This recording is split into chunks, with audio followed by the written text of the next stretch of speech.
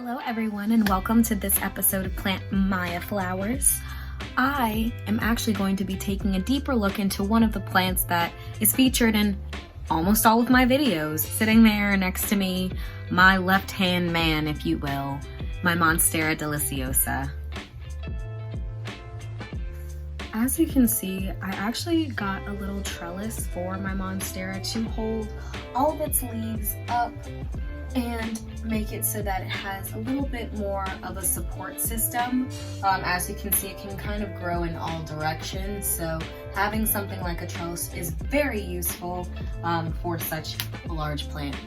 The Monstera is unique because it has these different types of slits in its leaves, as you can see, but some of them are still whole and just big lush leaves.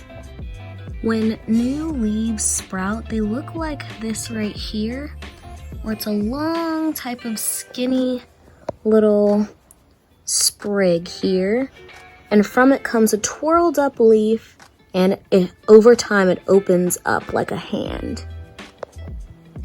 From this individual leaf, there's actually a secondary leaf sprouting, if you can see it right there. So this is a leaf sprouting over here as well.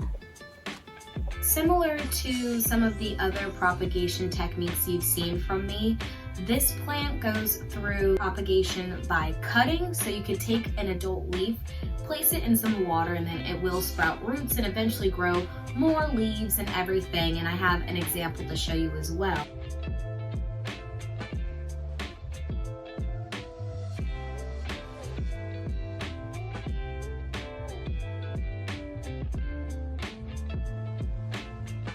I took this Monstera cutting from this leaf about 3 months ago, I want to say, and I placed it in water. Soon after, this secondary leaf right here formed. About a week ago, this guy popped up. So as you can see, leaving it in some water and a windowsill is pretty successful.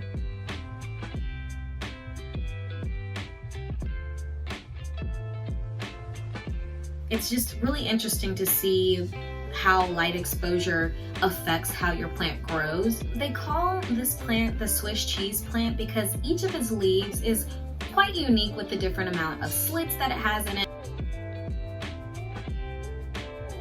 The more indirect sunlight that your plant's getting, the more slits in its leaves that you'll see. If your plant is being kept in a mostly shaded environment, you'll have a lot more of those whole leaves. So if you're trying to go after the desired look of the multiple slits, you might want to move it a little bit closer to your window. Now, that's not to say that it needs full direct light, it just needs high indirect light. So I keep it no further than 2 to 3 feet from a window.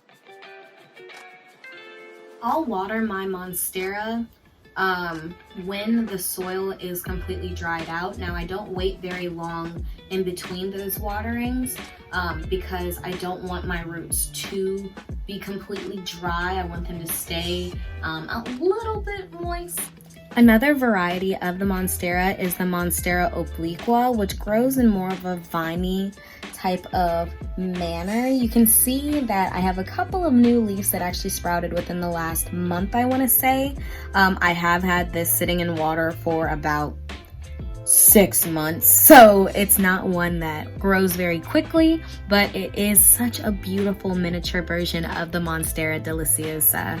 I'm glad you all joined me for another episode of Plant Maya Flowers. I'm so happy to finally introduce you all to my left-hand man, my Monstera Deliciosa, which has been featured again in all of my videos. Speaking of which, go ahead, like, comment, and subscribe. Take a look at some of my other plant videos and learn something new about some plants. Until next time, we'll see you on Plant Maya Flowers. Say goodnight to the people of Plant Maya Flowers, babies.